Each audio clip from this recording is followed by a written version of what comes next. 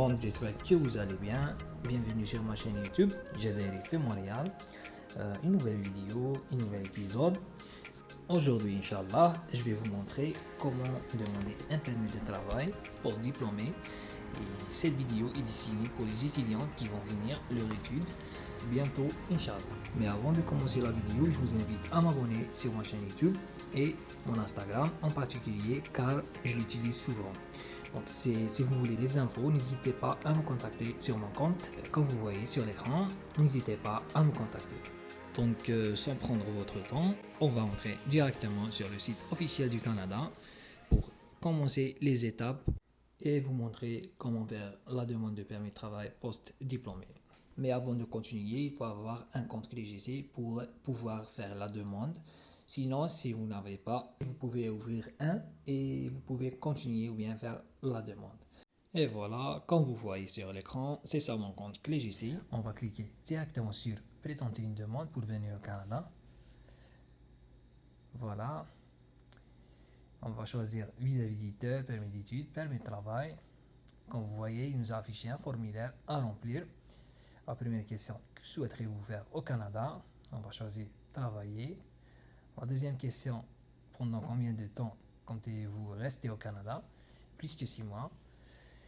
Le code de ton pays natal, c'est DZA, Algérie.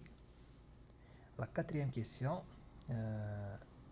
votre pays ou territoire de résidence actuelle, c'est le Canada. La cinquième question, avez-vous un membre de votre famille ou bien un citoyen qui a une résidence permanente? Non. Si oui, dis oui.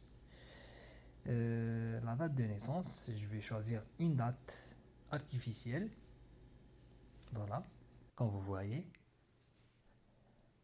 On va cliquer sur suivant. La prochaine question. Êtes-vous un résident permanent légitime des États-Unis possédant un numéro de carte valide des services de citoyenneté et d'immigration des États-Unis? Non. Voilà. La prochaine question. Quel est votre statut d'immigration actuel au Canada? Étudiant. Parce que on va demander un permis de travail post-diplômé. Ça veut dire pour les étudiants qui vont finir leur étude. Voilà. La prochaine question, vous voulez travailler sur le campus? On va choisir non parce que c'est un permis de travail ouvert. On va travailler ce que nous voulons et on va choisir n'importe quel employeur. La prochaine question, êtes-vous étudiant à temps plein, un établissement postsecondaire, participant et vous voulez travailler au campus jusqu'à 20 heures par semaine? Oui, voilà. La prochaine question, avez-vous obtenu votre diplôme d'un établissement postsecondaire canadien participant à votre programme d'études était à temps plein et durait moins 8 mois? Si votre formation avait une durée de moins 8 mois, vous aurez un permis de travail de moins 8 mois. Voilà, selon la durée de votre formation. La question suivante, l'expérience travail au Canada fait-elle partie de votre programme d'études? Oui. Suivant, un bureau d'immigration vous a-t-il dit que votre résidence permanente au Canada était approuvée en principe? On va dire non. Parce que c'est la première fois qu'on va demander notre permis de travail post-diplômé. La prochaine question, avez-vous présenté une demande de résidence permanente au Canada? Non. La troisième question, avez-vous une offre d'emploi écrite? On va dire non.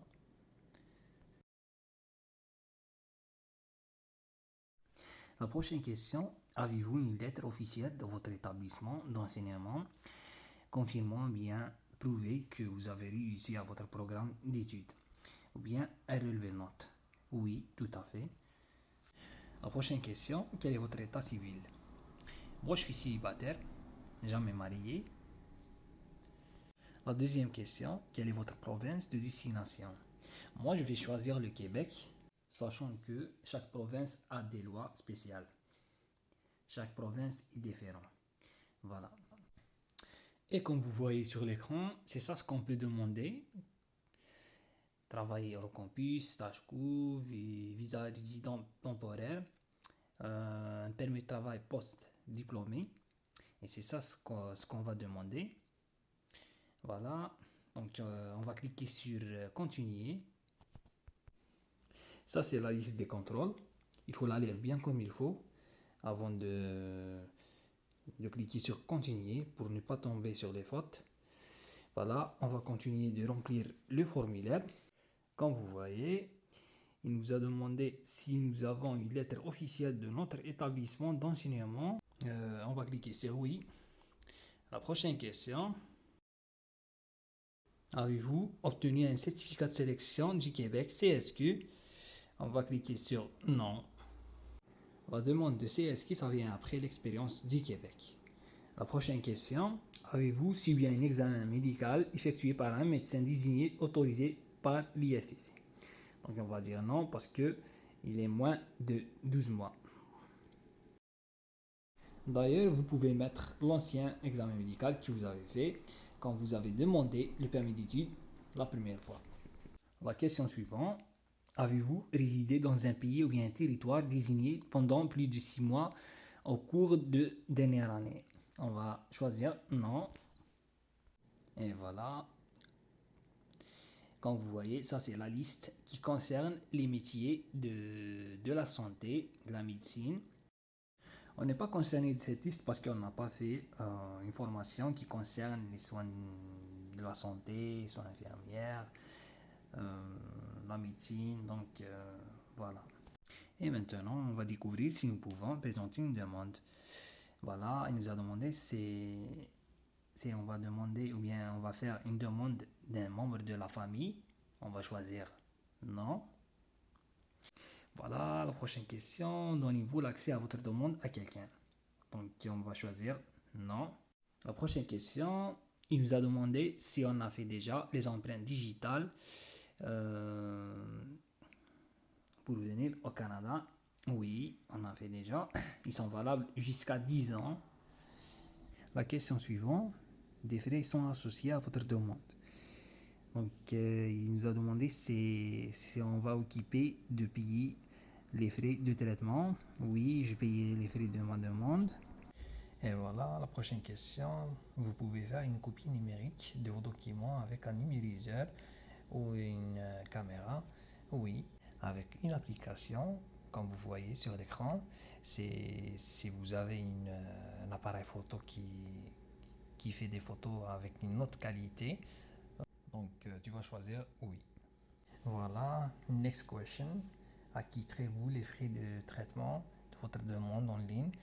Ça veut dire si vous êtes le responsable de payer cette demande avec une carte de débit ou bien une carte de crédit.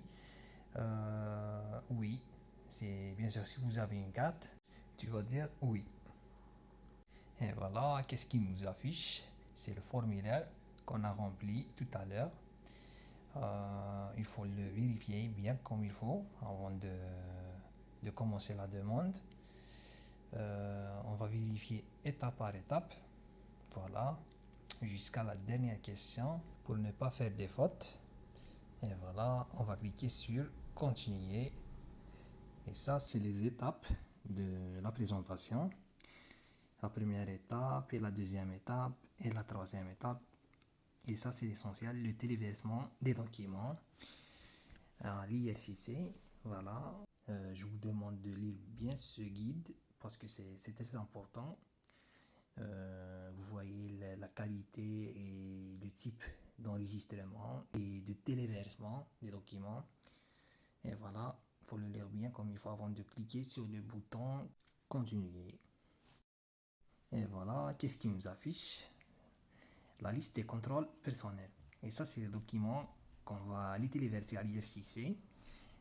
Voilà. Le premier document, c'est le formulaire IMM 5710. Ça, c'est le formulaire de la demande. Voilà. On va cliquer sur le point d'interrogation pour savoir tout ce qui concerne les règles, bien les règles de la demande, bien la tâche. Voilà. Comme vous voyez, ça c'est relevé de notes récent.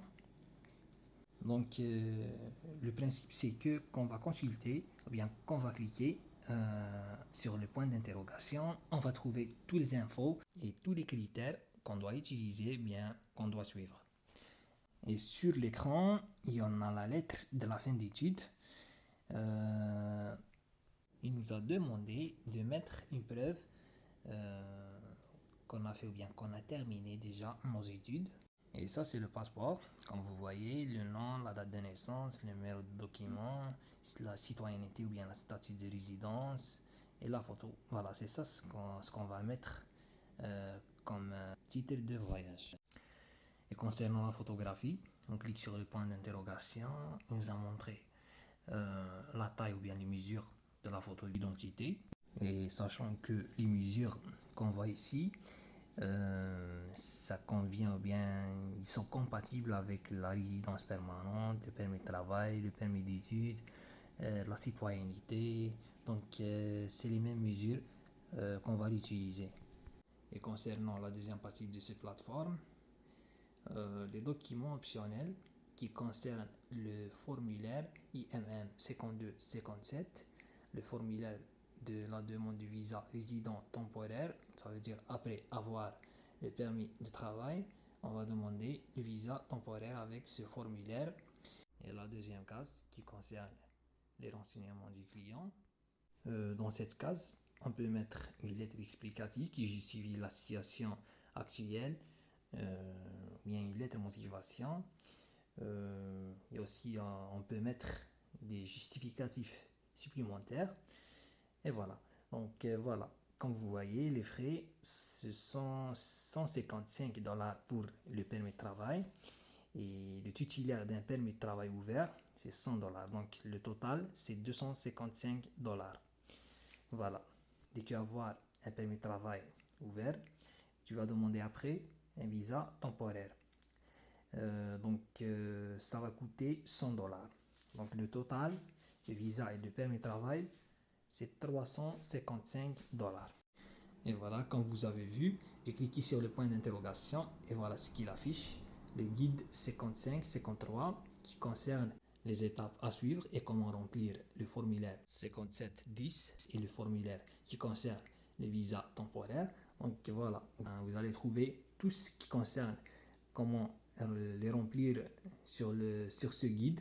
C'est très important de le lire bien comme il faut pour ne pas faire des fautes comme je vous ai mentionné tout à l'heure. Donc voilà. Et concernant les délais de traitement de ce permis de travail post-diplômé, voilà, on va checker ensemble sur le moteur de recherche Google. Voilà. On va créer les délais de traitement. Le premier site canada.ca, le site officiel. On va descendre en bas. Voilà. C'est la résidence temporaire. Option travail. On va sélectionner permis de travail du Canada, initial et prorogation. Voilà. Et maintenant, on va cliquer sur voir les délais de traitement. C'est 130 jours. Donc, c'est un peu long. Mais voilà, je vous conseille de mettre la demande avant 3 mois et demi pour ne pas tomber avec le problème du retard. Parce que tout le monde affronte ça. Ça arrive. Donc, il faut faire attention et mettez vos demandes toujours avant. Et voilà, on est arrivé à la fin de la vidéo. J'espère que c'était un bénéfice pour vous. Si vous aurez des questions, n'hésitez pas à me contacter sur mon compte Instagram ou bien sur ma page qui s'affiche sur l'écran. Donc, vous allez trouver les deux liens de mes deux comptes sous la vidéo pour plus d'infos, pour plus de renseignements. Donc, merci de regarder la vidéo jusqu'à la fin.